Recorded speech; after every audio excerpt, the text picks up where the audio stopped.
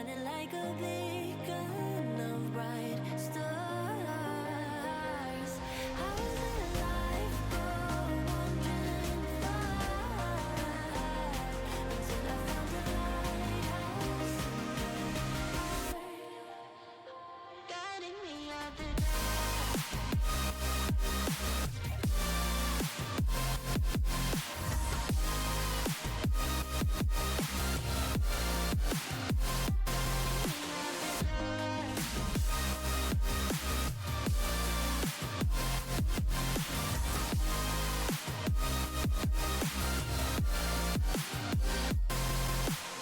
When I'm scared, I send a flare and you're here in a flash.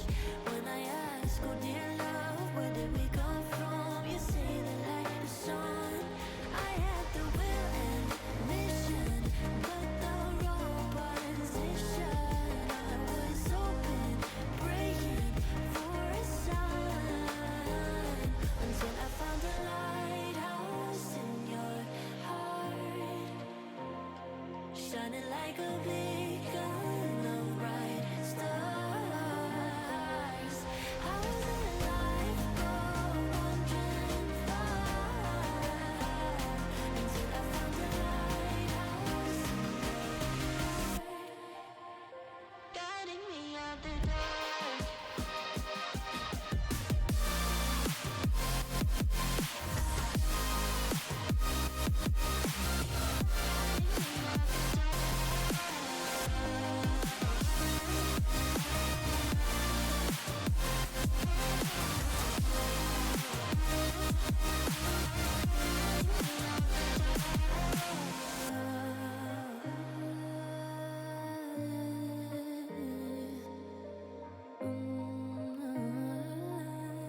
You guided me out the dark.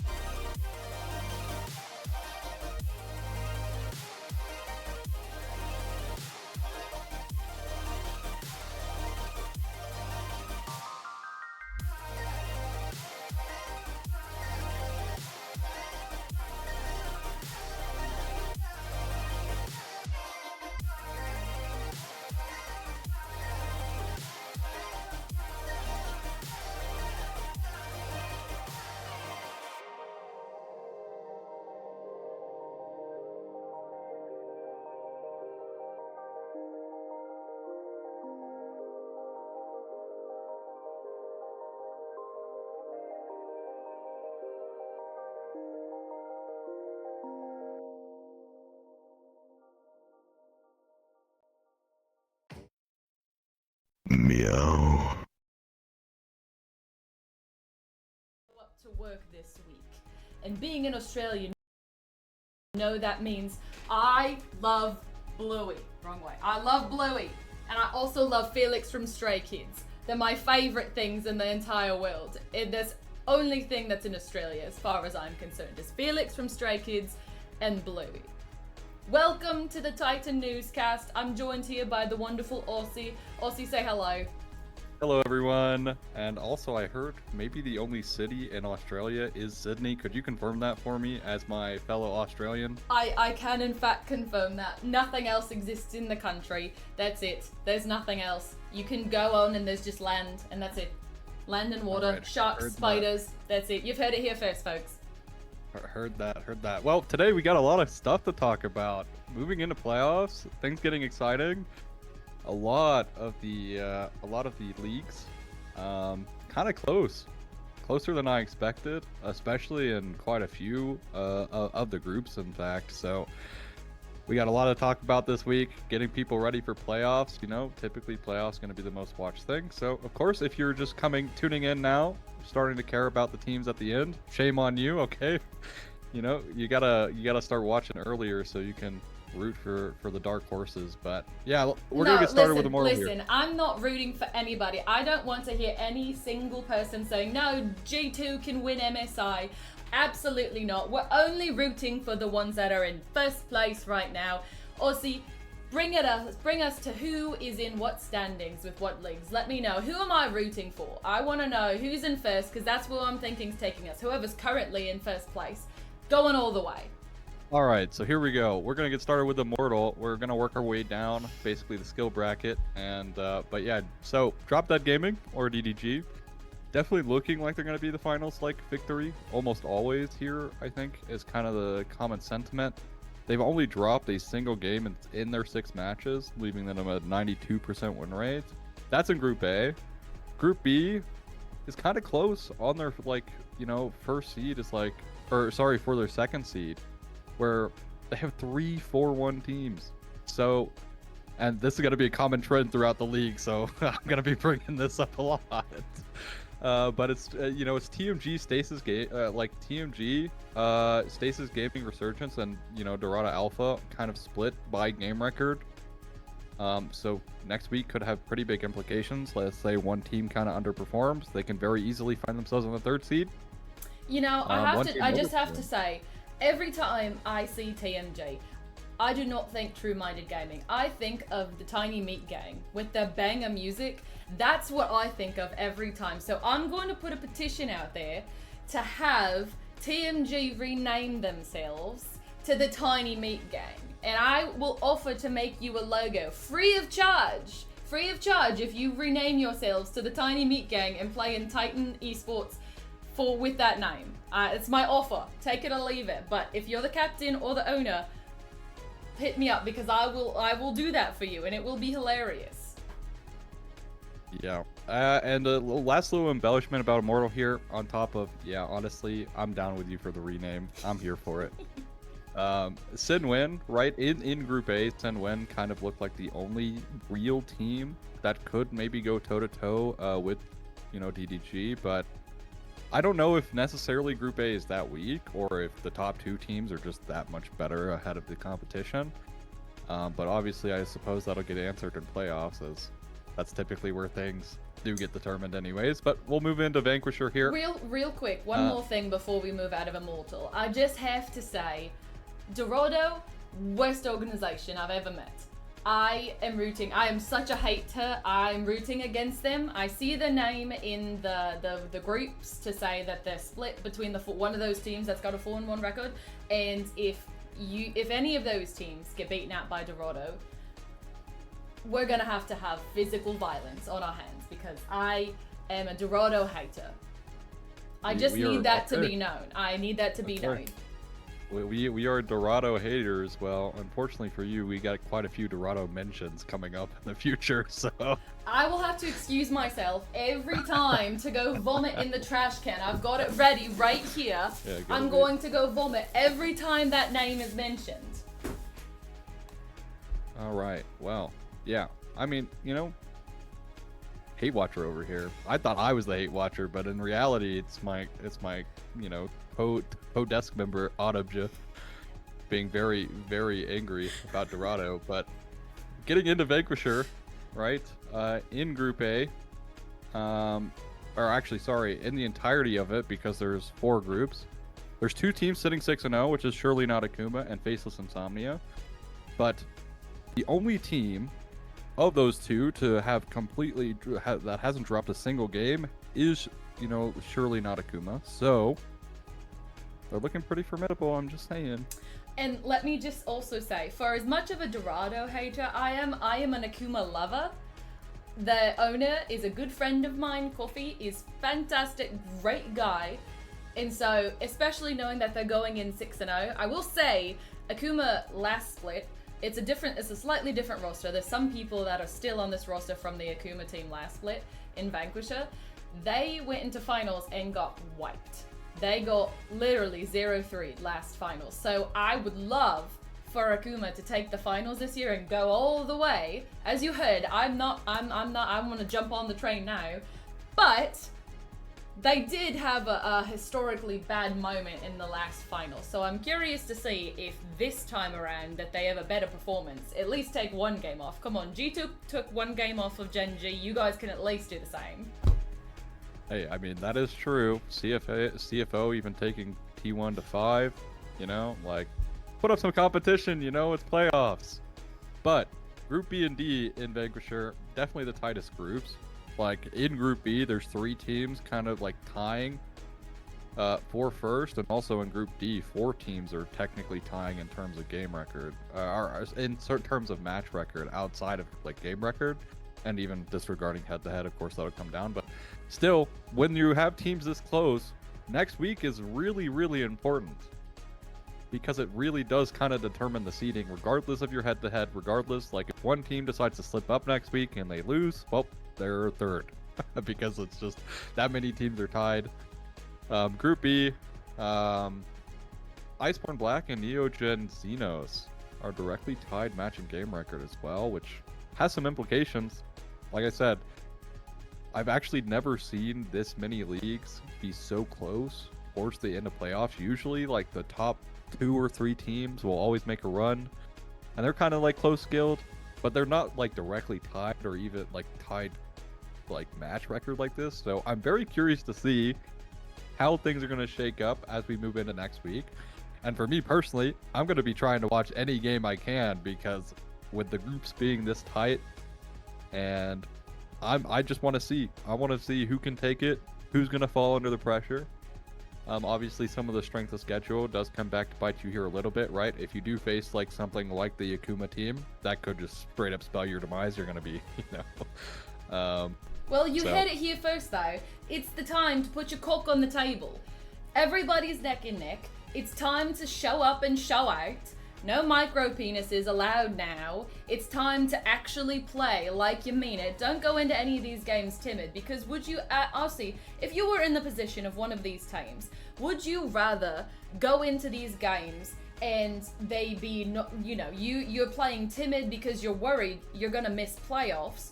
Or would you rather go out with a bang, and yeah, you might get kind of scraped, but at least you put everything you had on the table? I mean, obviously, I think going with the mentality of being confident, right? Try not to be overconfident.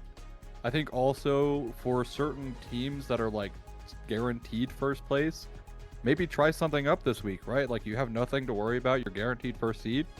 Maybe try to test your fearless bounds, because when you are moving into those BO5s, we've seen players get pinched time and time again going into the game 4 and the game 5, and that does make a big difference. So if you do have some grace in your seeding, maybe this week is time to test your limits in fearless.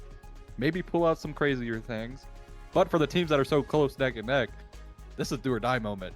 You gotta lock in. Exactly. Cock on the table. Yeah, there you go. Cock on the table. All right, moving into Eternal now, as we are moving into our Emerald Leagues here. Actually, well, I mean, I guess they're D4 cap, but they're basically Emerald. Majority of the players, on average, are going to be the Emerald players. So, Phantom Troop definitely going to be first seed in Group A here, as there's no doubt about it. Also, the Syndicate team of Cat Girls, they're 6-1. However, reading some of the content, seems like this Group B that Syndicate Cat Girls are in is the Group of Death. So being 6-1 in the Group of Death is quite great, even though Phantom Troop haven't lost a single game in the non-Group of Death. They still might technically be weaker because their strength of schedule, it wasn't as hard. Also, even if you just look at standings, you don't look at any player skill whatsoever. You just simply look at the standings. Group B also just looks so close.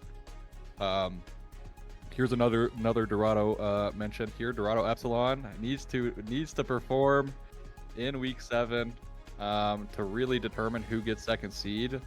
But I think this league is probably the closest in terms of who is favorited to win. I think there's really 3 potential winners of finals in this league. Phantom Troop, I think Send Cat Girls, of course, mentioned.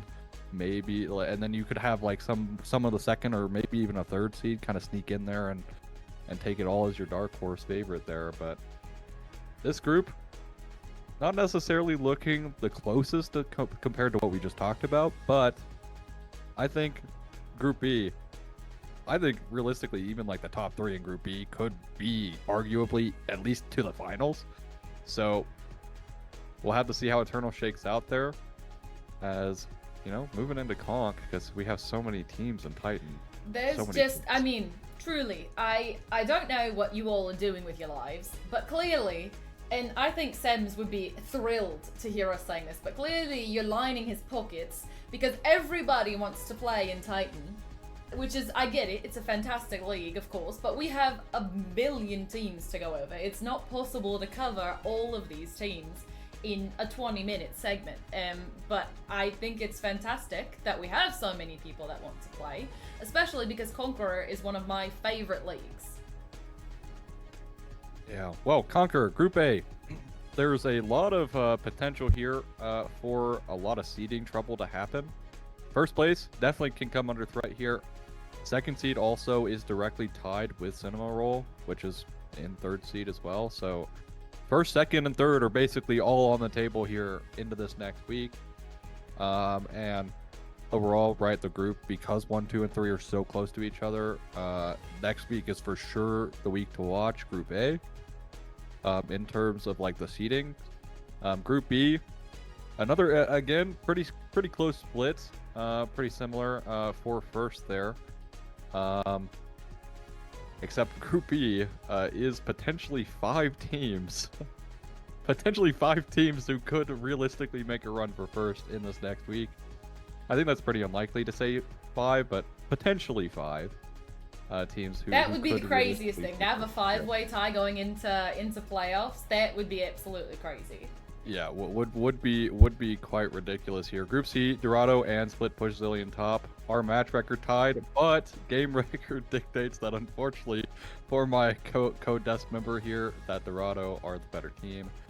But also because the group win rate looks so well, I think this group is what would realistically be called the Group of Death. I think skill-wise across the board. This team this group at the very least has to be similar in skill. Maybe they're not the best team, so I can't necessarily say, hey, this is the Group of Death. But in terms of skill level, I think this is probably the most even skill group that we have in Conk. And then of course, Phantom Troop, the second Phantom Troop team, going to be top of the group there in Group D, dropping only 2 games so far this entire split. You know, I've never heard of Phantom Troop before, and it's a bit shocking to hear of a league, have 2 leagues having either sister teams or similar teams in going into finals, and I've never heard of them. I pride myself on being active in the community and listening to what people say, so I'm a bit curious about this Phantom Troop organization and whether it's an actual organization or if they're starting out with 1 or 2 teams. Because clearly whatever they're doing is working.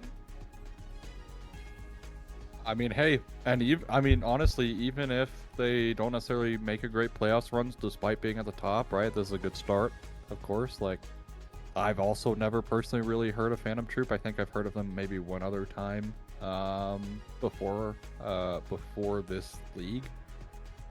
So still, I think Phantom Troop also by far and away going to be, I mean, again, that's kind of one of the teams who could mess around next week. They're never going to lose first, so even if they go 0-2, doesn't matter, they're still going to remain first. So maybe that's time for them to open up, see what's happening in terms of moving into playoffs, maybe try to find different answers, find some crazier picks so you can maybe surprise your opponents. But yeah, I'm surprised we have this many teams and we're only halfway through at this point. We're going to have to do a bit of a speed run, I think, through the rest of these, because if the story is the same for the rest of the leagues, they're all tied going into playoffs. There's 5 teams that could potentially get in for each spot, then we know the story, right? The goal then is watch as many games as possible, and whatever the playoff bracket is going to be come end of next week, it's going to be something very exciting to watch. Yeah, I think that is pretty true. Olympus here, though, really not much to mention. I think Group A is probably going to have a decent race for first, and probably going to end up being second. Dorado and GCS, unfortunately,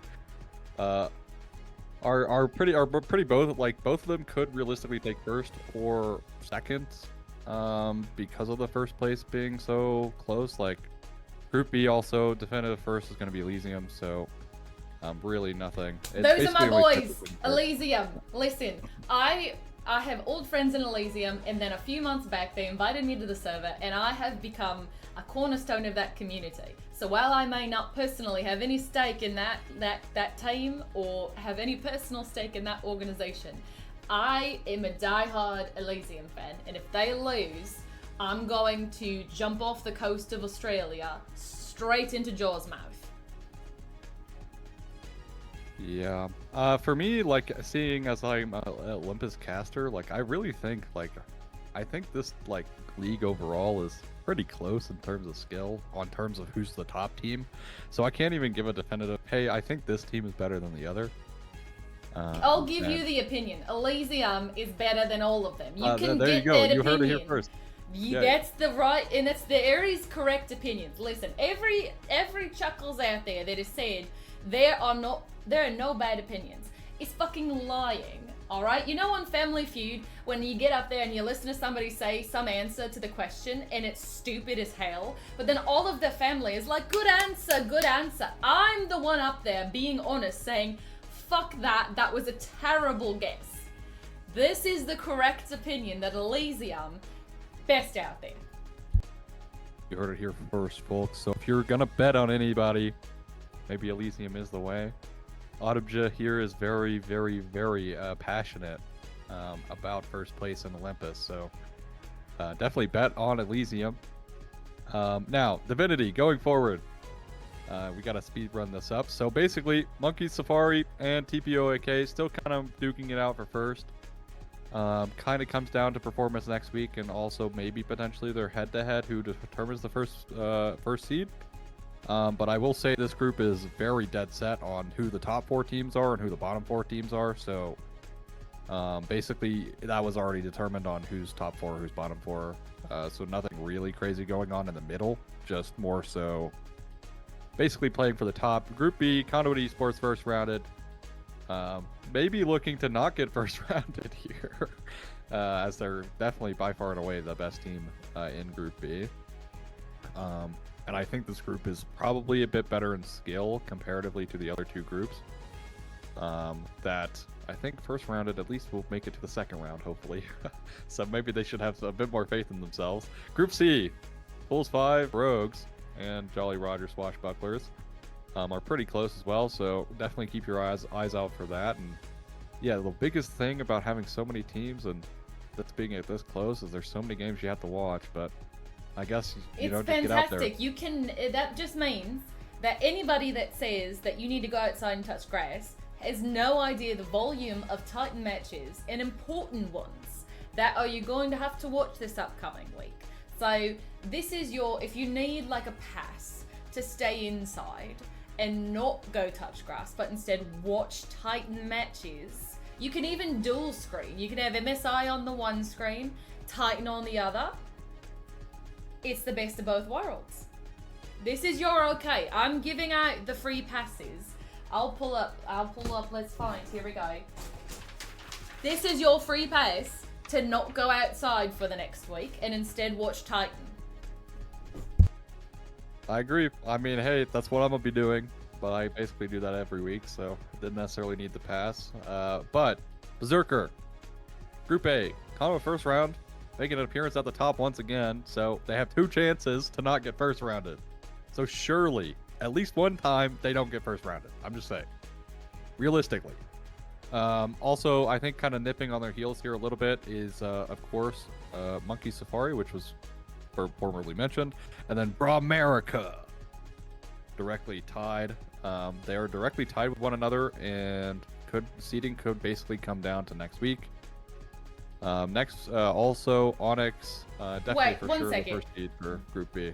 Brom is a Northman, so I don't understand how he can be for America. I don't know. Like, I feel like maybe he's not for America, but his name sounds familiar, like good enough to stick it in front of America, you know? I think this was poorly chosen. Listen, everything at Titan would actually be better if all of you let me decide your team names and your logos, because there is a Mr. Sam, or what is it, the America Rise skin, Uncle Sam Rise. That would have been such a better reference. So I'm just telling all of you out there, all of your lives would be better, all of the jokes would be funnier if you let me make all the names and the logos. Selfless plug there, coming out of AusyJ. Yeah, I think battle for second at Group B for Berserker here. Gonna come down to between Knights and IG. Luminosity, I think. I'm gonna be there. But Gladiator, Group A, also Jolly Rogers coming out swinging per usual in these gold leagues. I think usually Jolly Rogers makes pretty formidable gold league teams. So definitely, I mean, Jolly Rogers Black Pearl, I think, are definitely my favorite to win Gladiator. I don't think there's a world anyone else is on the same level from what I viewed. But they could basically just end next week. They could not show up next week and still be first place, so kind of up to them. But JR Ghost Crew and CB Clemson are both sitting even in match record, so potential implications if one team slips up and the other doesn't. I also think outside of 1 and 2, I think the group is set. So basically in the gold leagues, kind of where you see the disparity a little bit more, where there's not necessarily 5 teams competing for first or second. So I mean, I guess that's nice. You don't necessarily need to watch as many gold league games because there's significantly less teams who have a chance of tying up or, you know, kind of slingshotting their seeding. Well, I don't know though. At that point, if it's like a done deal, right? Like you're going into Worlds, T1's in the quarters, we all know what's gonna happen, right? Like, is it more exciting to not know, to have all of these teams that are neck and neck? Like, is that more exciting than just knowing exactly who's going in if somebody's that far ahead and if there's that, you know, there's not as many teams? Is that less exciting than a big upset?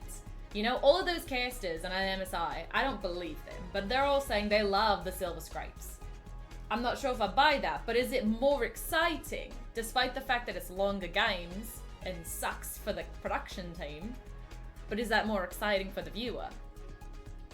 I mean, I don't. It depends, right? Like some best of 5s that draw out the game 5 kind of just feel so bad because basically, especially in pro, typically blue side is winning more often than not. So basically, like having to see blue side take the head there would be quite annoying. But I will say, doesn't really matter if you enjoy League. You're just gonna watch for the love of the game, right? Doesn't matter, even if it's the most boring game ever. You're gonna keep watching. So that's my take. I really enjoy boring games that are pretty like slow, like the Gen G games. A lot of people kind of disagree with me about that, but I can really appreciate slow, methodical games. If they're like being well played, then I can Oh, yeah, understand. Because Gen G, when you're watching them, it's almost like watching a ballet. Like, it's just gorgeous to watch. And you know they're not being shy or timid as they go into the games. Just because there's only 2 kills on the scoreboard, they still might be up 3,000 gold.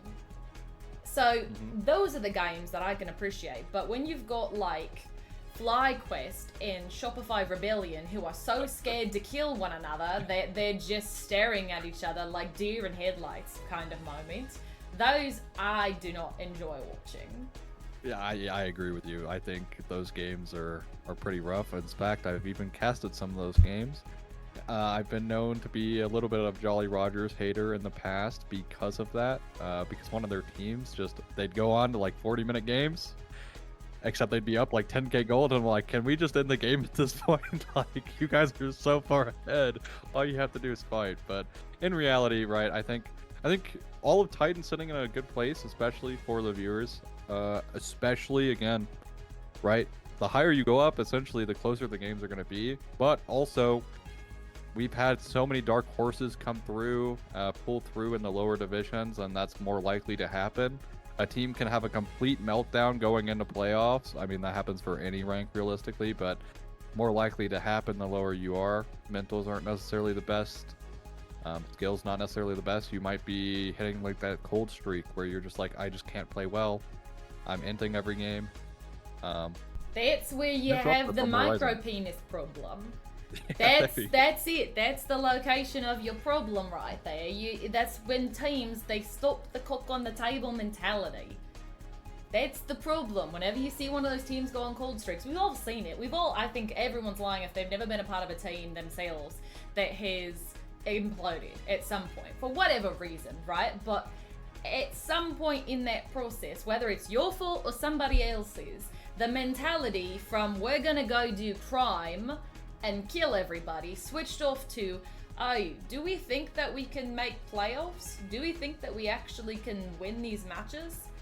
And those are less fun to watch. I am a big fan of watching people play like elite support and go and commit treason against the enemy luck support. Those are fun to watch. So if anybody's doing anything like that this upcoming week, I will be there and I will become your biggest fan. There you go. That right there. All you got to do is simply lock in Elise support, and she is there, ready to go. But I think that's gonna do it for us today. Well, we had a lot to talk about. I wanted to really embellish every league right before playoffs. Of course, want to give everybody their little highlight. And again, for people who are gonna be coming in watching late, just give you a little bit of recap what's been happening for every league. Of course, I'm Aussie, joined by my friend here, AusyJ. Thank you, everybody. We are going to take the stream, we're going to pass it over to the weather forecast with Sator. He is on the ground right now, not in Australia, despite the fact that if we're in Australia, I would be so happy. I'd be looking for Bluey. No, we're going to send it over to Sator. Thank you all so much. Have a wonderful evening. Peace.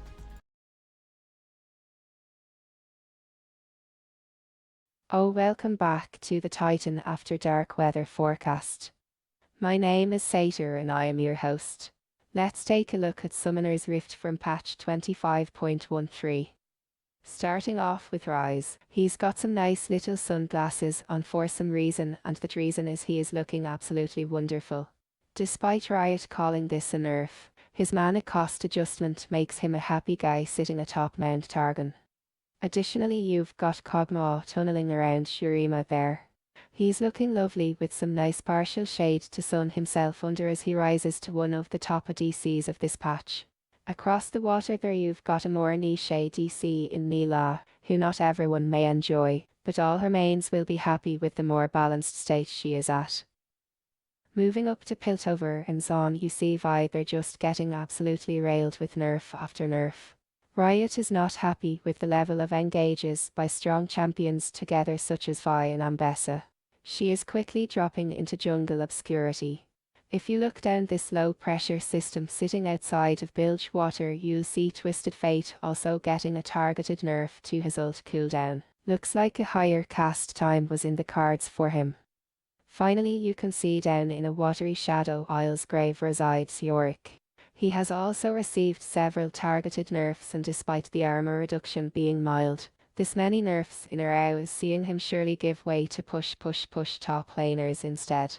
That was your weather report. I am Sator the Irish lad, and I'll be sending it over to Goldyn, Wookie and Sharo in the fashion show studio. Helicopter!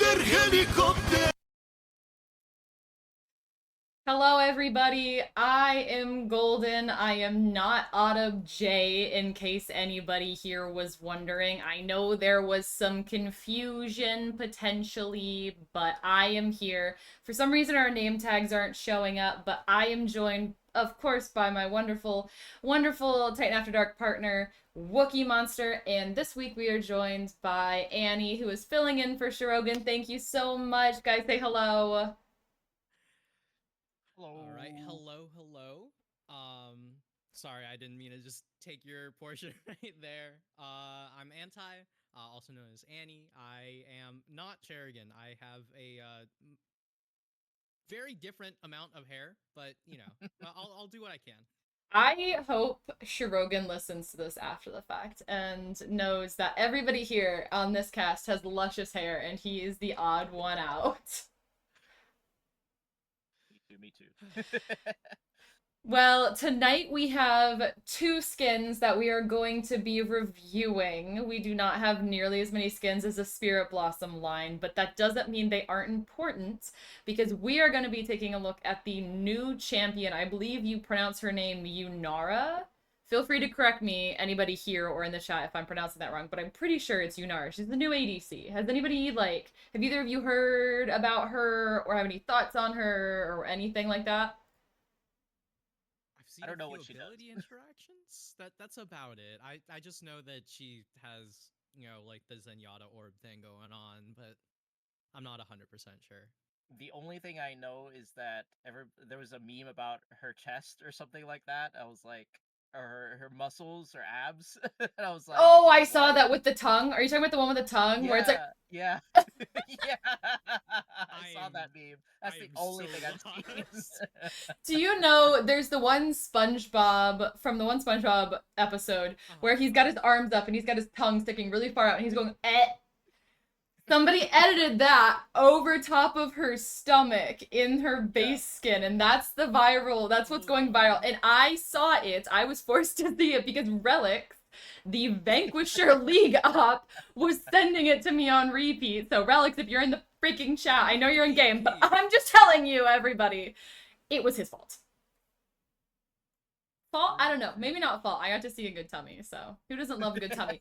In fact, I have been told many times that I have a very pretty belly button, so I think that everyone deserves a good belly. But, alright, well, we're gonna go ahead and we're gonna start with, not that skin, that's a lie. Sneak peek. We're gonna start with her base skin. So, this is her base release skin. I mean, I can see why people are wanting to lick her stuff. I was gonna say, like, the way how the lighting works, it's very clearly highlighting her stomach. I mean, yeah, I mean, that is, like, the focal point, right? Like, it kind of reminds me of, the one Vayne skin, her project skin, where her fingers are very clearly, like, the focal point of it. Like, her fingers are in the very front of it, and that's clearly what the eyes are being drawn to. And Riot knows what they're doing. Clearly, there's a very direct spot that they are making us be drawn to here. They even have, like, the orbs outlining, like, the direction your eyes follow, and it goes straight right back there. Right. I mean, it is a very, like, I think it's a very pretty good splash art, right? Like, all in all, like, I like the composition of it. I don't know anything about the character, but I can give some character background. I know a little bit of her lore. So she is an Ionian character, of course, which makes sense as she's being released during the Spirit Blossom Festival or whatever we're calling this, right? She is rumored to be Xin Zhao's lover of some kind, which, I mean, Xin Zhao's splash art and his skins, he can get it, but have you seen his in-game? It is fugly as hell. His in-game cannot get it. She also apparently trained under Kennen, who, if you know me, I am a Kennen lover. She apparently also trained underneath Kennen. And I don't know this for sure, but I think there's something in her lore about being like locked away, kind of like Syndra, like she was in the spirit realm for some period of time and is like recently now back in the human world. There's a lot there. I have to read a little bit more about her lore, but that's kind of like a taste of what I've heard about it.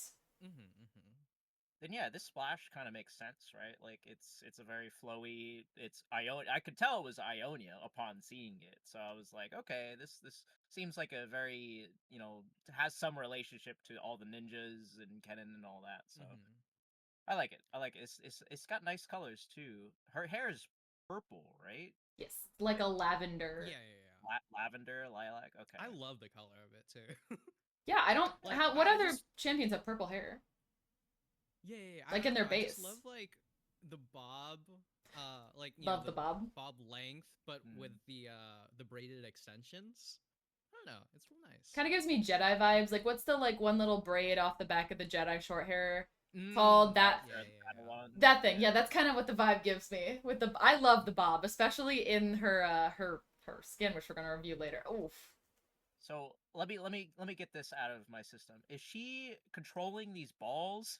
Yeah, with the cuffs on her wrists. Okay. The cuffs on her wrists control them. Marvel movie. Oh geez. Shang-Chi. Yeah. Yeah, kind of like Shang-Chi. Same vibe. Yes. Similar, except these are rocks. Oh, the rock balls. Okay. They're rock balls. They're okay. Yeah. I don't know. I think it's a very fun skin. She's different. She has the same range as Sivir, so she's gonna be kind of a shorter range ADC. Kind of fitting in with like Kai'Sa. It looks like she can also, similar to Kai'Sa, go like a variation of like the on-hit AP/AD build. She's got a lot of kind of like mixture damage in her kit. But back to the splash though, I mean, I think this all kind of communicates it well. I think it's a really well put together base. And I will say Riot does a pretty decent job with the base skins. Like there's not a lot of champions that come out that their base skin is super like bad, right? Like unless they're like really old. I think this is pretty good. You can see like a hint of her abilities. One of her abilities, she can like explode the orb, and the orb that's all the way on the left of her is doing that, right? Like that's starting to explode. Yeah. So I think they're doing a really good job of communicating who she is and her base in the skin. Yeah, she's got a little bit of magic and stuff like that. Yeah, go ahead. I was just gonna say, like, if you showed me this, because I had never seen the Yunara base skin, the Yunara skins, or anything, much of anything to do with Yunara in general, but if you showed me this for the first time, which I guess you are, and didn't tell me it was a base skin, I'd say, oh, is this, you know, a Spirit Blossom skin? And the moment you say, no, it's a base skin, it's like, oh, well, this champion's Ionian as hell, right? It very, very clearly communicates that immediately. I love that. Absolutely. 100% agree. And I really like when the base skins really well communicate what region they're from. Like, I think to, like, Hui, which is a really cool skin, it communicates who he is really well. But does it scream that he comes from Ionia? Kind of a disconnect. I know Wookie's probably like writhing in your chair over there. You're a Hui lover. But I think that this skin at least does a really good job of portraying that region, as you're saying, Annie. And I think it's, I mean, we're kind of getting the best of all worlds here. We're getting good interaction with her abilities and her kit. We're getting a great depiction of what region she's from. And we're getting her tummy. It's a win all around. Yes, like, the most it portrays important. the champion well, it portrays the region well, and she's really pretty. Pretty belly button confirmed. True. Overall, what do you guys have any like other strong thoughts about this skin? How do you feel? Does this make you want to play her? What are your thoughts?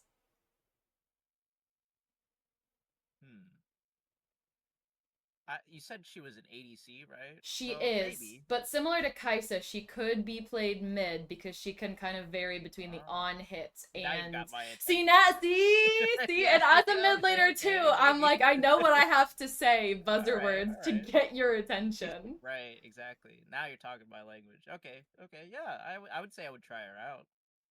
Seems fun. As someone who, like, I've seen a little bit of what her abilities do, but from what I've seen, she just looks like she would be a fun character. You know what I mean? Like, she looks like one of those characters where you lock them in and you're gonna have to sit there reading their abilities to really figure out what they do. But once you figure that out, it actually gets a lot simpler. Wookie, you love Hui, so I think you'll love her. She's got a lot of abilities, and okay, I don't know if you guys know this, but she's similar to Karma, where her ult is an empowerment of her other abilities. But unlike Karma, it has a normal cooldown timer. I think at like level 6, it's like 70 seconds. It changes her entire kit. But unlike Karma, because it's such a low cooldown, the empowerments are a lot smaller than what these do. Like her E, which is normally just movement speed, turns into a dash when she's got her ult up. So she's got like big changes when comparatively. So she's almost like Karma on crack. Yeah, it's like old new rise, new old rise, season 5 rise overload ulti. You lost me. I started playing in season 11. You've completely lost me. No, you got me. I'm there. Okay, I'm here. I'm locked in. Yeah, I got you. Basically, you pop it. All the abilities are crazy now. Yeah. I could have just said Cassante. Okay. Okay. Yeah. I guess that kind of leads into like why she could be a mid laner. So that's something, because you know mid laners hit level 6 pretty easily or fast, I guess, in the game. So. Yeah, and if you're playing against like I kind of think back to, it was like maybe a year or two ago when like Tristana, Ezreal, Kaisa mid was like the meta, right? And I think she would fit really well within that like play style, kind of like a quirky mid, kind of that style. But any final thoughts before we move on to, I'm so excited, her first skin? No, that's it for me. It's a really pretty skin. Yeah, it is. If you thought that skin was pretty, hold up. We got more tummy. We got more tummy. Oh boy, do we have more tummy. So this is called Spirit Blossom Springs, Yunara. I have learned that this is the fabled fan service skin. And there also will be her body. Yeah. I've also heard that Set and Aphelios are coming to the skin line as well. So it sounds like we're going to be getting some champions that already have Spirit Blossom skins, kind of similar to how there were originally the Star Guardian skins, and then you got Pajama Guardian. Kind of a similar concept as that. I see. I'm gonna be so real with you. I cannot get over the fact that she still has shoes on. I mean, she's standing on rocks. You know, but one of her legs is clearly in the water. I don't know. Have you ever been to like a hot spring? Maybe it's difficult to like walk on the rocks. Maybe you. Why are you wearing shoes in the hot springs? Don't know. I've never been to a hot springs. If anybody in chat wants to take me to a hot springs, though, I will not decline. I guess the first thing that popped out to me was like, okay, she's got, you know, the balls that she works with, and I'm like, oh, okay, so those little ducks are the balls. That's amazing. And you know they're coming to TFT. Incredible. You know those are going to be TFT practitioners, and I am so here for it. I love this skin that much more. I'm down with it. That's so cute, actually. Those ducks are so cute. They're so adorable. I love every single one of them, especially the one that's like peeking out the camera. Yeah, he's kind of breaking the fourth wall. Yeah. I'm still a little. That'd be me if I was with Yunara. I'd be like. Happy face. I'm just a little bit confused because the skin's like half goofy, half, you know, I still have to be a model kind of deal. Badass. Like, yeah. I don't know. I want it to commit to one of the two, and I would fully be down for a character's release skin to be just super goofy.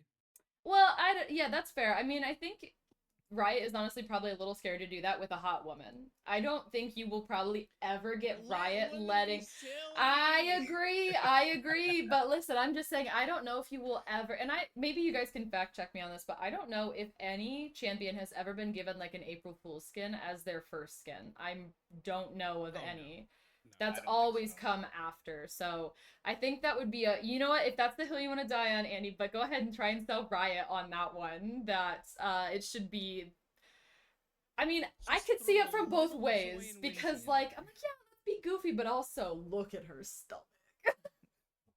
Yeah, is that like kind of the defining point of Yunara right now? Just the tummy? Honestly, like could you tell this skin apart from her base? Like if it wasn't for the tummy?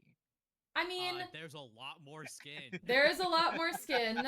You also her do hair have is completely different. Well, so... she's still got the bob, and instead of having braids, she's got the bow or whatever you want to call that. It's like a bow at the top, and then it's like that's taking. No, I can hang on. Let me flip back to the other one. So it was the braids, but instead now you've got this like bow thing going on that kind of comes down. It's kind of like when they turn Seraphine's hair into wings. Instead, similar concept. Gotcha. Yeah, that makes sense. She just like changed out extensions. Fair enough. I like it. I also do really like what they did with her. I don't really know what to call them. They're not really gauntlets, but the things that are around her wrists that she uses to control them. I'm sure we'll get like an official name for what her weapon is and how she controls them. But whatever you want to call those, the like fisticuffs, I don't know. Those are cool. They kind of stand apart from the rest of the skin for me because there's not really this like teal anywhere else on her. It's defined by the water that's around her, so they really stand out in contrast to the rest of her. I mean, the rest of her is just mostly skin, so. There's a lot of it. I'm not complaining. Are you guys complaining? I'm not complaining. I'm just saying there is a lot of it. Like, you know, you could look almost anywhere on the champion in this skin, and it's probably skin. I would be curious. We don't really have like a champion that has this kind of aesthetic like hers, right? No, like, we don't. Lee Sin could be probably like similar, but he's a guy, so we don't really have. I guess a female champion. You would have expected someone like Evelyn, right? Like.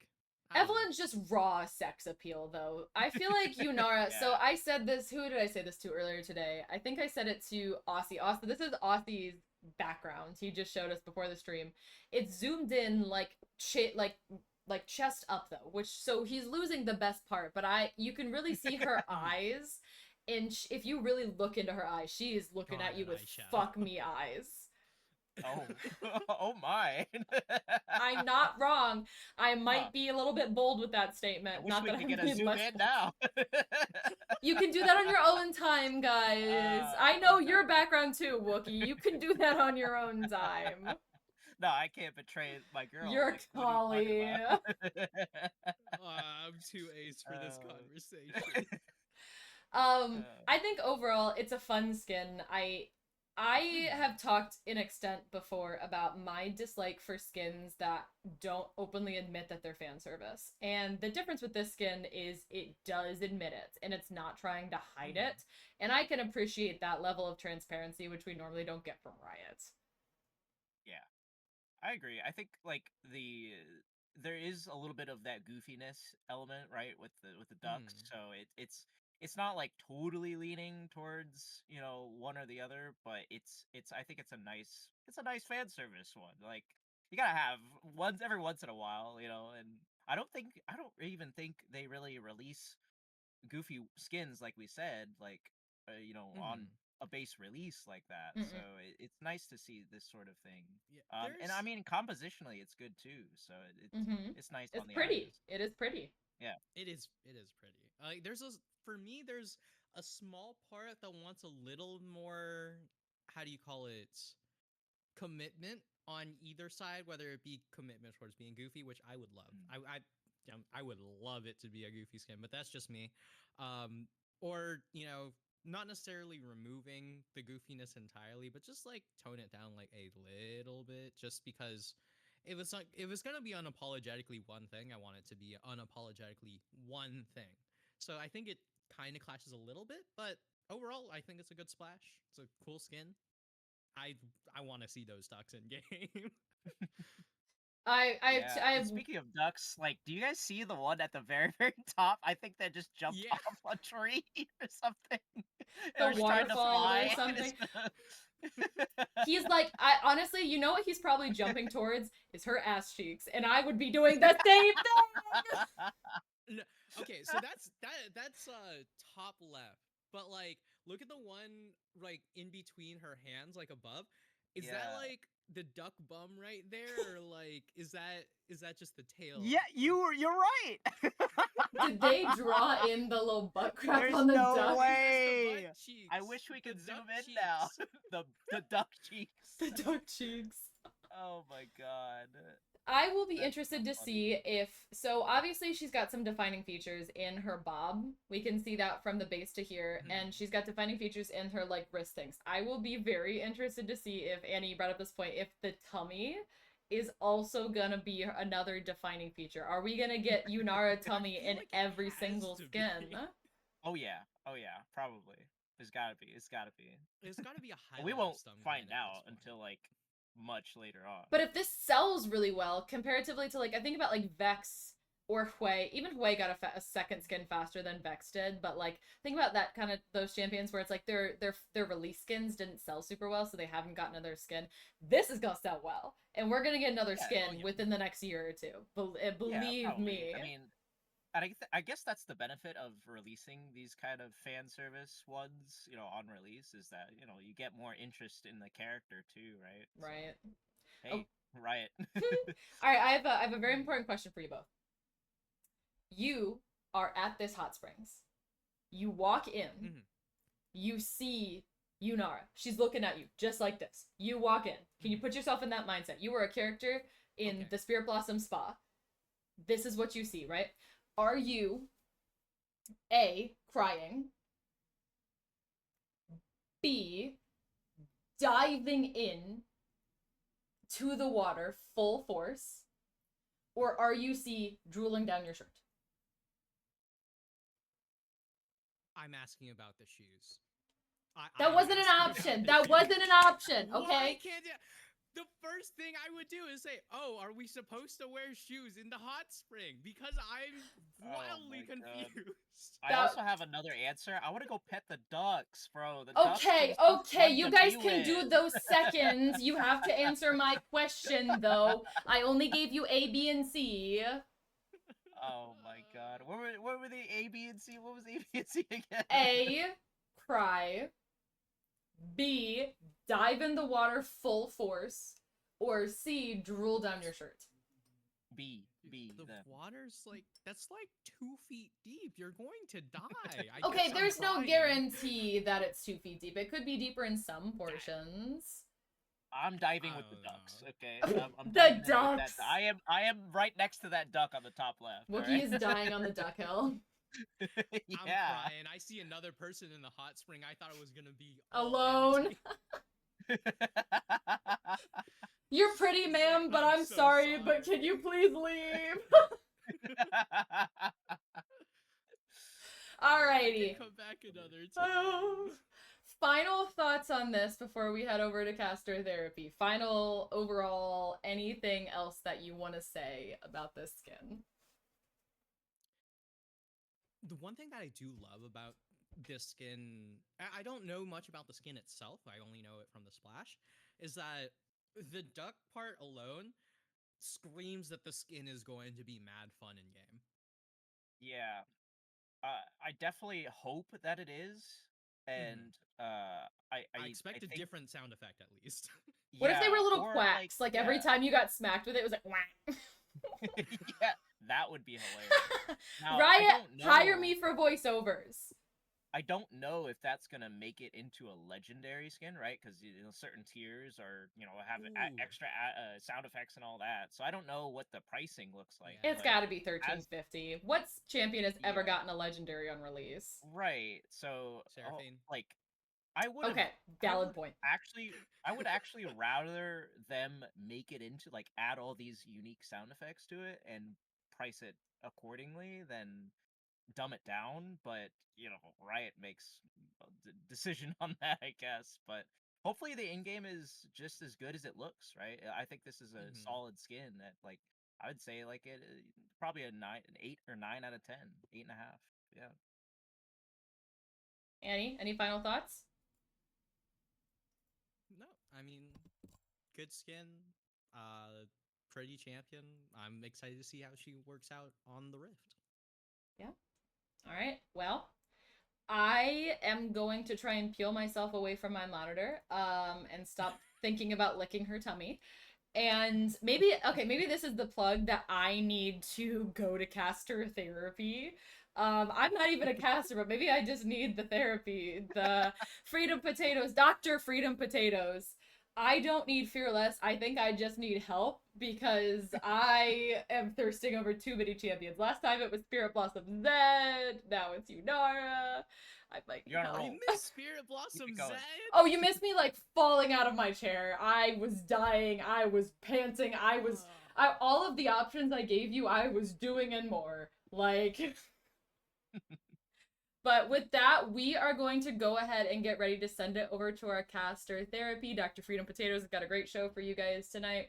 If you have thoughts about Yunara or her skin line, feel free to drop them in the chat. And additionally, if you want to look swanky like Yunara does, Titan now has a new summer line of merchandise. We'll drop the link in the chat. We've got some Titan After Dark merchandise. If you want to match with me and wear your Titan crop top, show off the tummy, the pretty belly button, hit the link in the chat. Otherwise, we are headed over to caster therapy. Thank you guys so much.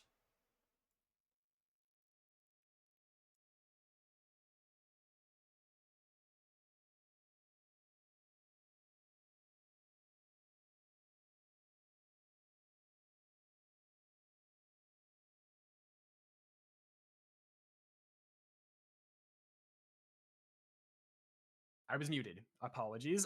Welcome, everyone, to Caster Therapy. I am Dr. Freedom Potatoes, and we've got yet another upgrade to our therapy office here, funded, of course, by your relentless support of the Fearless Therapy, Totally Not a Drug. I am joined today by my latest patients, Schor and Malice. Welcome on, guys, and why don't you introduce yourselves? Maybe let us know what leagues you cast, how long you've been casting, give us a little intro. Sure. So I've been casting for a while, but I've only been here for about a month, I believe. I've cast Immortal and Conqueror so far. Ooh. Well, hello. It's nice to meet everybody. My name is Professor Malice. They forgot that part of my title, the professor part. That's very important. Don't forget that. But I have been here off and on. I casted, I think, one of the Platinum Leagues last season. Haven't quite integrated myself this season, but I've been casting for a little over a year in a variety of different projects, such as the ECAC, which is the Eastern Collegiate Athletics Conference, as well as the NECC, the National Esports Collegiate Conference, and I'm doing work with Underdunk, which is one of the leading amateur tournaments for Pokemon Unite. In fact, I'm working on a big project with them. But I am excited to be here. Titan has been one of the bigger communities that I have partnered with or worked with, and they've always been fantastic to me. So, I'm going to be fantastic back to them. Awesome. Well, it's great to have you both here. I don't have my whiteboard today. I realized. I don't know if we can get that up on screen because I do have some visuals that I'll need to show you all. But yeah, so I guess what brings you to the show today? Have you been having any issues maybe with the meta, with casting that's been frustrating you? Anything that jumps to mind?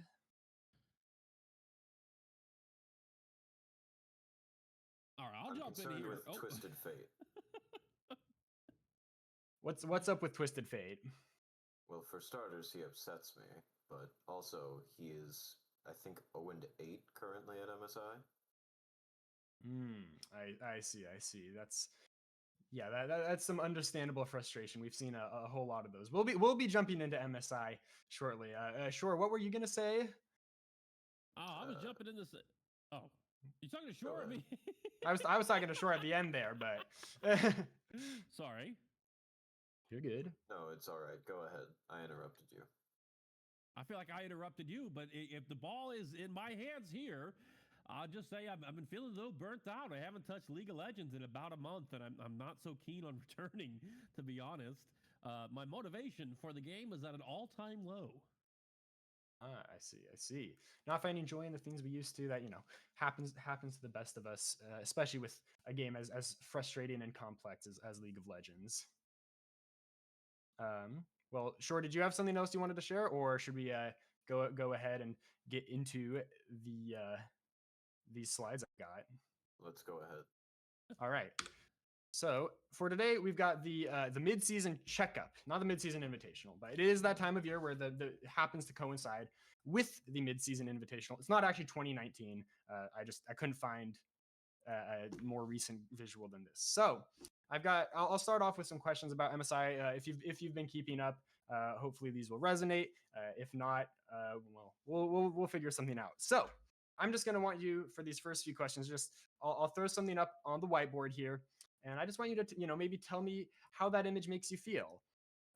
Number one we've got is Kalista, as featured here. If you can't read it, 0 and 9 at the time of the screenshot, but I think it might have gotten even worse. It's disgusting to see that teams are still picking this champion. I feel disappointment. I feel like we have, as players, a tendency to stick to comfort of what we think is the meta or think is good. Kalista has had a history of high performance in a lot of the Grandmaster leagues, at least the collegiate leagues, and it's not translating well to pro play. And they might need to pivot away from it. Try something else. Go back to the drawing board. I see. I mean, I heard the word disgusting thrown out. That's a very strong word, and I'd like to maybe consider. How would you speak to a friend if they were picking Kalista in solo queue? Maybe you might take a kinder lens to them. Maybe think about offering these teams the same kindness. After all, they're trying their best. These are 10 now brave attempts at growth. You don't have to think about it as a loss. It's an opportunity to learn. If my friend was picking Kalista, I would look at his win rate. Gen G has not lost a best of series this year in official play. They should know better. That's fair.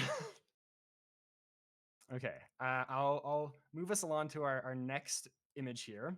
I don't know where everyone's from, but I'm curious. How does this image right here of wide FlyQuest make you feel? This is the most patriotic thing I have seen in a long time, on the 4th of July, no less.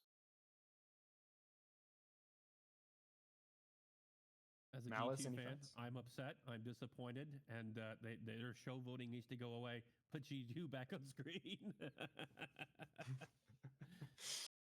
Well, I'm sure many of us felt that same pride on 4th of July, very patriotic day, and I think we can all be thankful for FlyQuest showing up. But it is important to keep in mind, not to let the ego get the best of us. It can often be a defense mechanism. Are we really celebrating just because of our own sheer joy, or maybe we're overcompensating for a decade of trauma at the hands of North America's underperformance? But either way, I think we can come away from this victory happy. Well, I've got one more image from MSI that I would also like to hear your thoughts on, which is this screenshot. It's maybe a little hard to see exactly what's going on, but if you've been keeping up, this is from Game 3 of FlyQuest versus BLG. Maybe I'll let you give your thoughts on what happened immediately after this was taken. What happened immediately after that was taken? Did they get aced? Did you see the game live, or have you seen what happened? I have not. I saw this after the fact.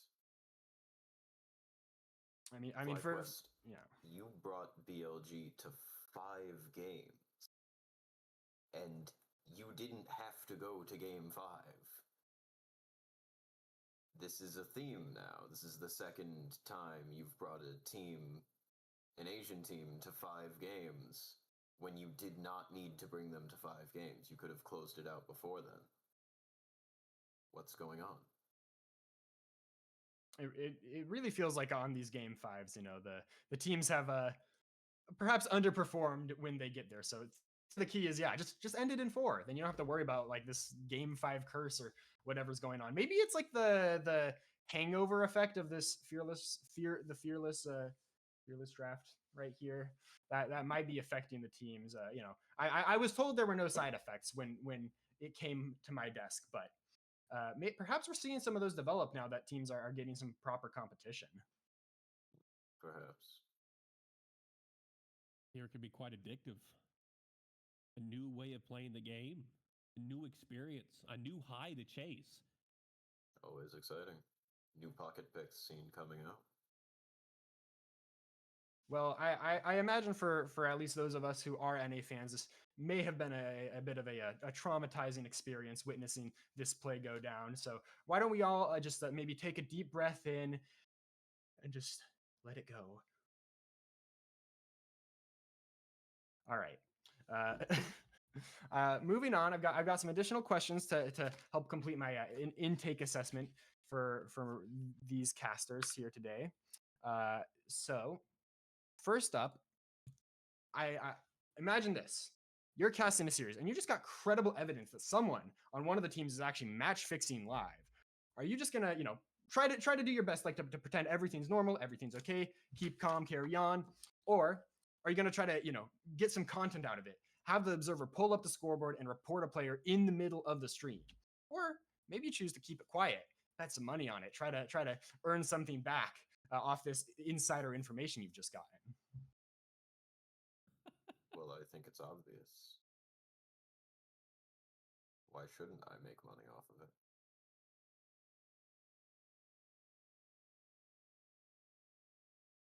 Gotta seize every opportunity you can, I suppose. Malice, what do you think? I'm picking number B. Those guys who are trying to screw it over. No. First game, stop now this. I am going to report it. I'm going to have this fixing out of the way. The little guy wants to win. We should have a credible game with players with integrity. I don't condone cheating. I don't condone match fixing. Get that out of esports. It's nonsense. Gotcha. Okay, well, it's two different takes here, but I think both are quite valid in their own respect. Next up, we've got another situation for you. Someone in Twitch chat likes your casting, but maybe a little too much. Trying to ask you out through Twitch chat. Are you gonna try to get their number? Nothing bad has ever gone giving out personal details through Twitch DMs. Are you gonna reject them live? Make them feel a little embarrassed about shooting their shot, or are you just ignoring it? Pretending that never happened. That's kind of tough. I think it's going to be somewhere between B and C. It really depends on the context. If I think they're being serious, I might pretend not to see it. But if I think they're being playful or just simping for me, as many of my fans do, I think I can politely reject them in front of the audience. It's part of the bit. I think you would have to ignore them. Anything else would be strictly unprofessional. All right, that makes a lot of sense. Yeah, I definitely see the perspective you're bringing there. Okay, another situation here. Not really a situation. I'm just trying to get some opinions now. What do you think about the bounty system that Riot has updated within the past few months? We can see here a champion that is 14-4 with no bounty, champion that's 1-4 with a large bounty. Do you like the balance of things here? Is it cringe? Is it complicated? How are you feeling about this? It's complicated. I'm going to have to second that. It's a complicated feeling. Maybe there's some more workshopping, but it has more to do with resources than visible kills. So I'd say I was complicated. This Ahtnye could be coming off of a respawn after a death where he had a bounty, and this Riven may not have died in a long time. Could have gotten the kill after having all 4 of her deaths. Also, you see the difference in creep score? 105 to 196? You know, just because there's a difference in 11 kills, the gold is... That's a pretty big gap in gold. It's not as clear cut as it looks. That's true. I mean, this is, I think it's very interesting, the new system, taking into account objectives and team performance and all that kind of thing. It's, yeah, I've seen this screenshot is actually from a deep dive into a little bit more of how that system works. And I definitely encourage people who are, maybe feeling confused by it to read up on it. Cause I find it's pretty cool. It's not perfect, but I think it's definitely a step in the right direction as far as maybe removing some of the responsibility from someone who's like the only performer on a team that's otherwise doing very, very badly. Maybe the rest of this Ahtnye's team is just totally feeding or something. You can't, the screenshot doesn't tell the whole story. So moving on, this is a little bit deliberately inflammatory, perhaps, but this is a take I saw recently, which is that competitive play allows bad players to cover up their individual weaknesses by relying on their teammates. Do you agree, disagree? Any thoughts around kind of the maybe discrepancies in play style between organized and solo queue play? I agree. I don't think that's a bad thing. A good team works to cover up a player's weakness. Oh, man. I was going to strong disagree, but Schor had a really good point there. Working as a team allows you to make up for each other's weakness and emphasize each other's strengths. But I get a feeling that there is probably some salty individual who played way too much solo queue going into competitive that came up with this take. I would say the intention behind it, I'd have to disagree with.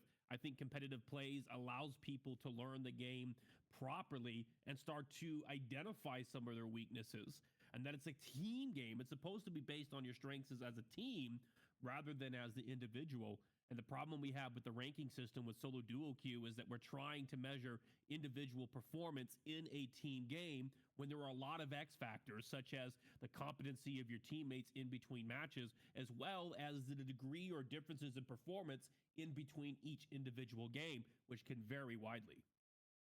So disagree. Okay, thank you for sharing your take. I think this can be it's kind of an interesting question because perhaps there's a little bit of truth to it, but perhaps I like that idea that maybe it's not a bad thing. It kind of depends on your goals as a player and as a team, I guess. If you want to become the best, to fix your weaknesses, maybe organized play makes it harder to do that. But if you want to just play around them, stick with the same team and just become a strong unit, maybe that doesn't really matter. So I like both of those takes. I think you brought some interesting points to the table. Well, I think that's the last question I had for all of you, but I'll just need to get these results from your examination sent out. They'll come back in maybe a week or so, and we can come up with a diagnosis for anything that may be ailing you in your casting journey. But I mean, let's be honest. We just spent like 20 minutes talking about League of Legends. Of course, we've all got a little something going on up here. So really, I think the safest course of action is to just sequester these diseased minds into a vat and hook them up. Clearly there's a lot of talent here on the table, so it would be a shame to lock that away forever. But what we can do is hook you up so that your brain can still cast games, and you won't be able to wreak havoc on the rest of society by being out there in the outside world. So if you just maybe we can get an anesthesiologist up in here. We'll get the surgery done pronto, and we'll get to enjoy your casting in a new light. I agree. I would love to see your brain in a jar. I have no mouth, and yet I must scream. That's all I have to say on that one. If you know, you know. Okay, well, thank you both for your time on caster therapy and giving your opinion on all things League of Legends and MSI. That is going to be it from me. Do you have anything you'd like to say before your transformation? Yes. I have a message to the new champion that's going to be joining the Rift. And that message is, God damn! All right, yeah, I think we got to get the surgeons in here stat because that was a little wacky. All right. I'm not down bad, I swear. Well, I think yeah, put him in the jar. Get him in there. Not the jar. Anything but a jar. All right. We all know about what goes in the jar. Don't put me in there. Oh no. That's not the type of jar I had envisioned. But thank you again for your time. That's all from me. And I think we're going to pass it to the pass the camera segment now. Nara tummy time. Yeah. Do just what you want. You're the one I trust. And I always be right. Yo, it's your boy Boogie, and I'm passing the phone to someone that does the best Yumi cosplay that I have ever seen. Hi, I'm Isaac Casts, and I am passing the camera to someone assuming that the internet connection works. My name is JBetto, and I'm passing the phone to the best hate watcher I have ever seen. Hi, I'm Aussie. I'm passing the camera to someone who keeps stealing my playlist to rizz up the ladies. Hello, I'm Brett, and I'm passing the camera to somebody who grinds solo queue, and when things don't go well, needs his volley teddy bear every night. What up? Swiifty here. I'm passing the phone to a teammate who, as a co-caster, is an absolute master, but his mid lane is iron, so I might have to fire him. I'm Freedom Potatoes, and I'm passing the camera to someone who hesitated a bit and missed out on a golden investment opportunity. Hi, I'm Goldengad, and I'm going to pass the camera over to someone that's totally not holding me at gunpoint to be a part of Titan After Dark. Oh shit, I gotta go. Hey, my name's Goldyn, and I'm gonna pass the phone to somebody who looks like they still belong in a Shrek the Junior musical. Hey, I'm Romeo, and I'm passing the camera to someone who thinks they can get away with what they did on June 15, 2016, just because they have an Irish accent, and don't bring that date up around them. Fuck you, Romeo.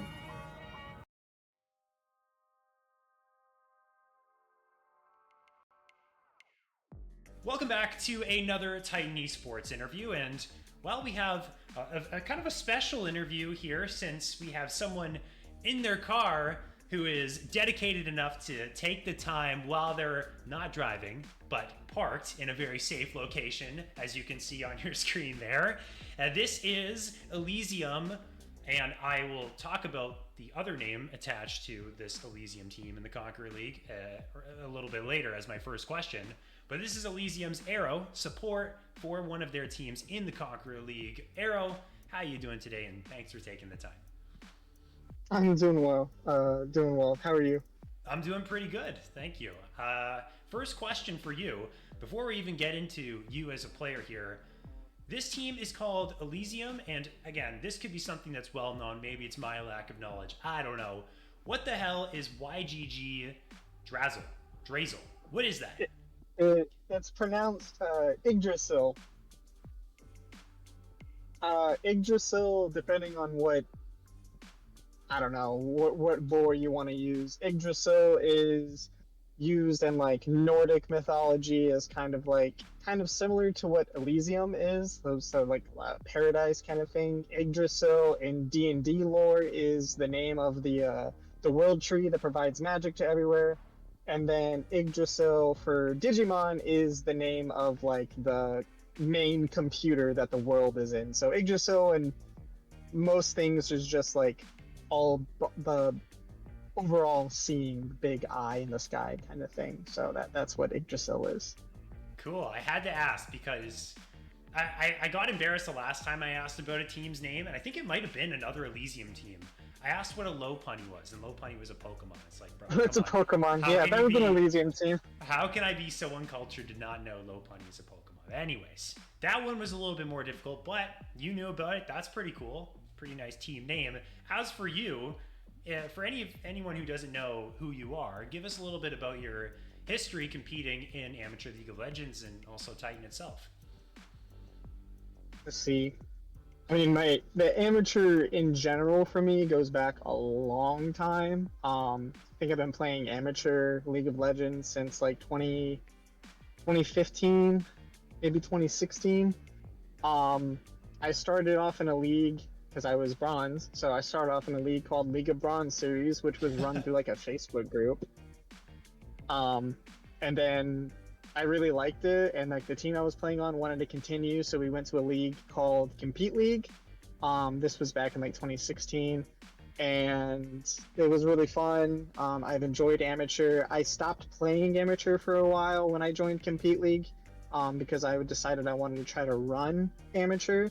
So I became a TO for Compete League and worked my way up, which was an established company until Compete League got bought out.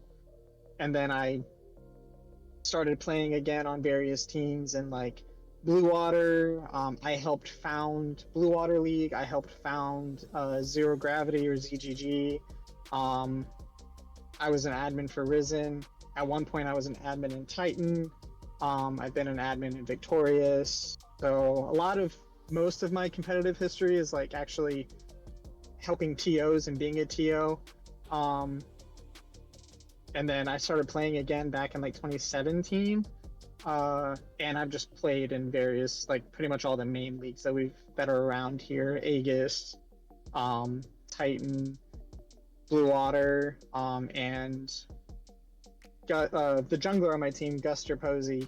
Him and I have been on the same competitive teams because we both ran Compete League together. Then we started playing on the same teams together, and we've been playing on the same teams for, probably like 8 years now. So I really don't go anywhere without him. He doesn't go anywhere without me. But that's really like my amateur scene, like history is just a lot of TOing and a lot of playing with the same people over and over again. Wow, that is. So you're a seasoned vet when it comes to this stuff. Someone with a rich I am history. one of the old guys. Yeah, I'm one of the old guys. What the youngins these days call those the unks. You're one of the unks of the industry. I'm one of the unks. Yeah.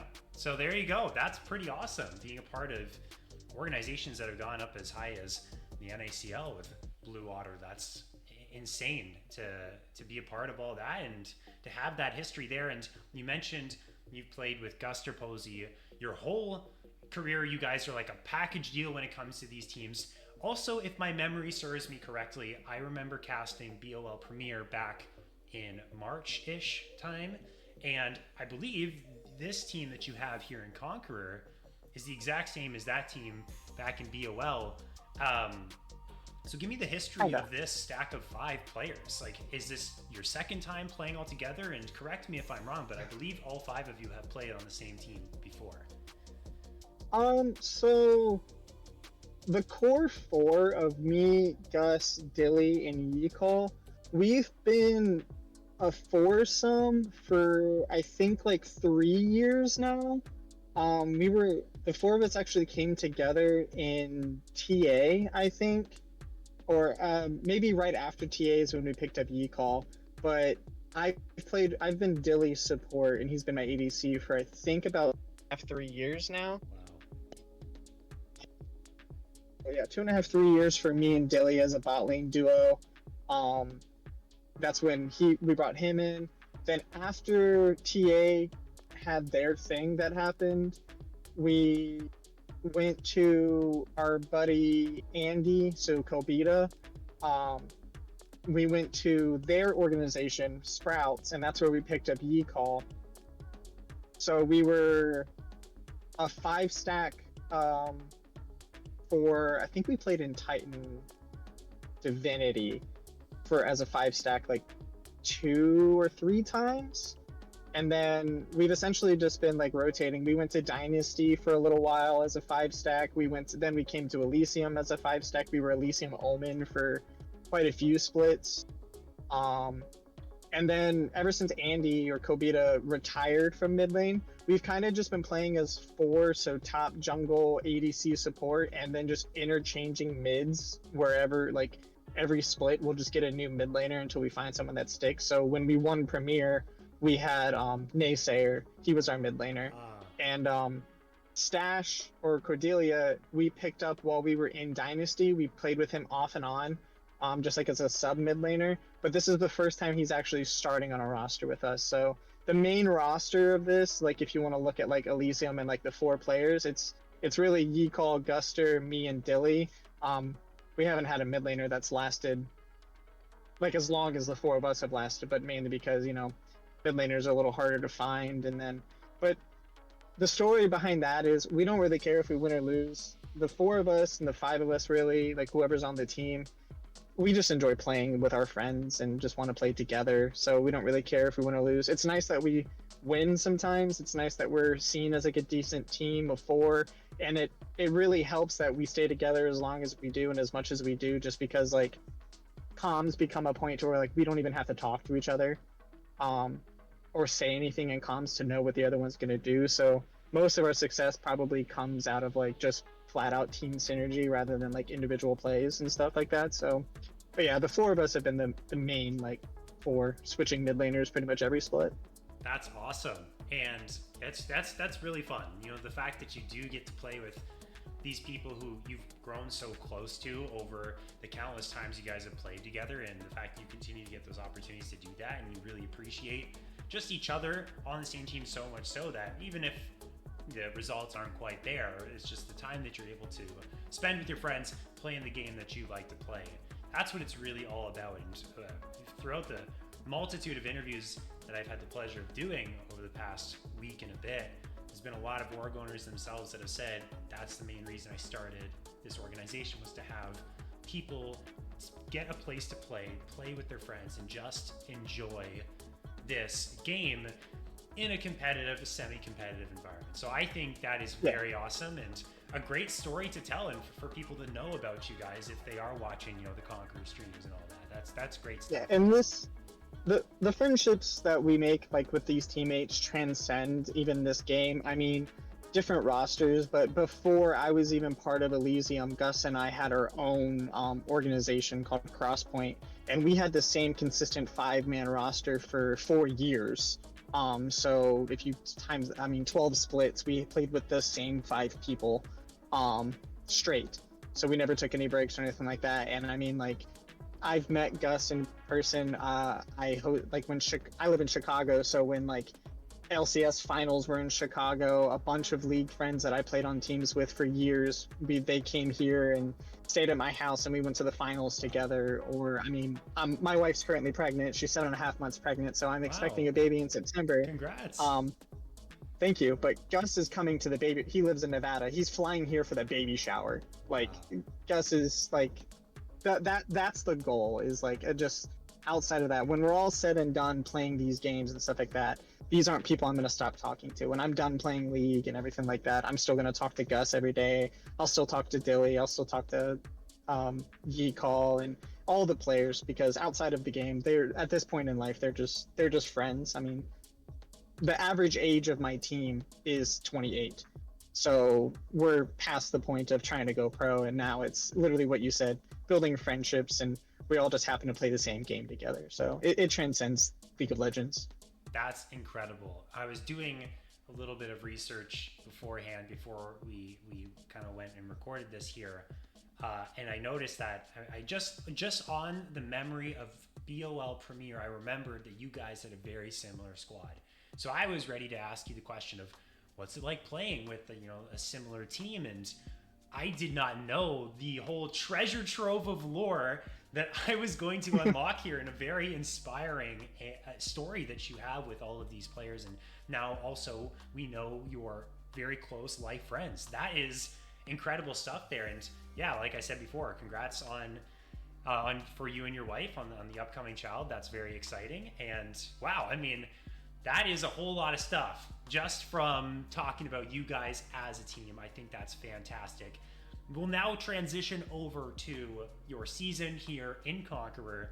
You guys are sitting at a record of, let me double check it here, 3-2. So you're sitting at that 3rd place spot. You're in a area for playoffs right now. You've taken 2 losses. Obviously, in a perfect world, you'd be 5-0. what would you say would be the team that you guys are looking to improve, if anything, right now to reach a consistent winning state?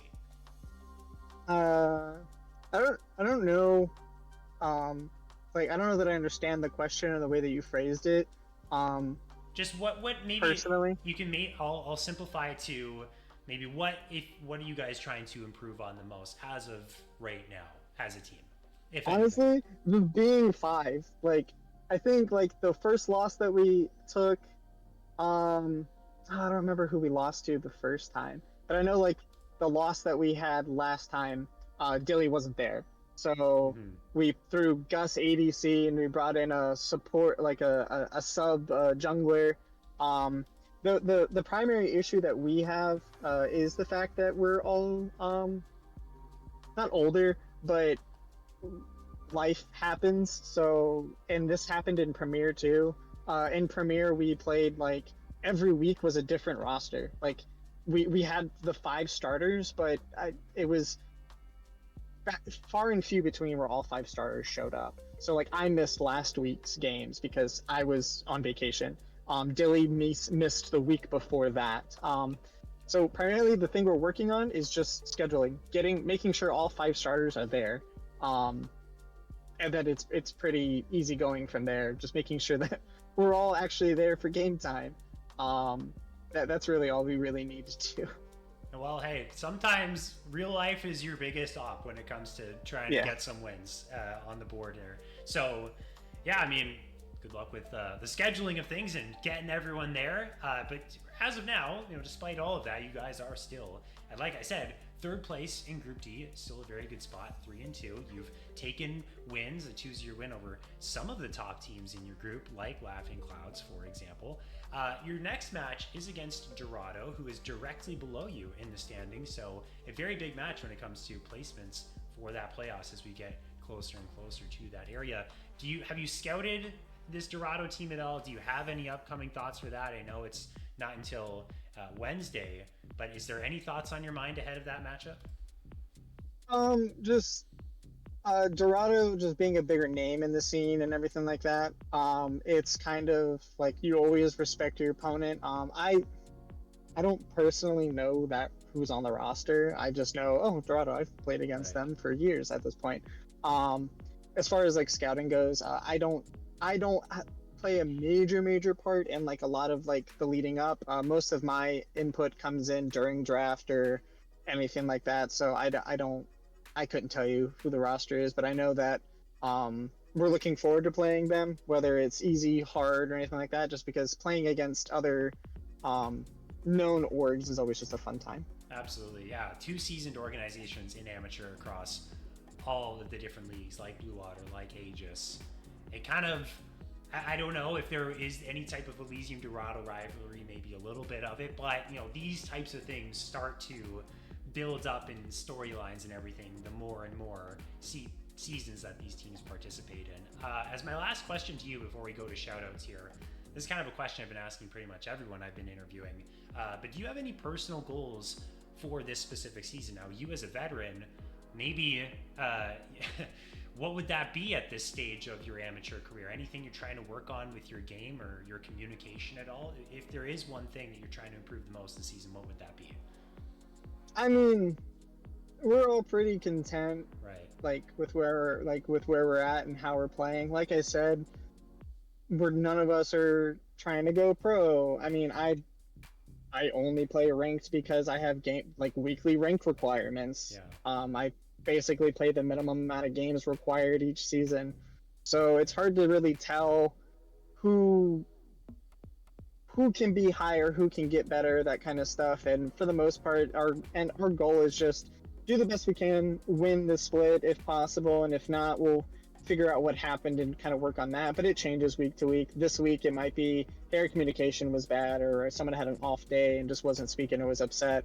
And we take what happened last week and work on that for the next week, because nothing else was really quote unquote broken. So let's fix what happened last week into this week, and then we should be good. As we get closer to playoffs, and when we get into playoffs, there's like a bigger emphasis on, okay, regular season doesn't matter. It doesn't matter what the record was. We all made playoffs, and then we'll kind of like buckle down, scrim more, focus a little bit more on like draft and everything like that prior to game day. But honestly, like I said in the beginning, and like we've kind of just been the main theme of this, is just have fun. No one tilts on that on this team. That's one big thing is like I can be 0-10 and I'm still laughing and having a good time. So that's really all we really care about.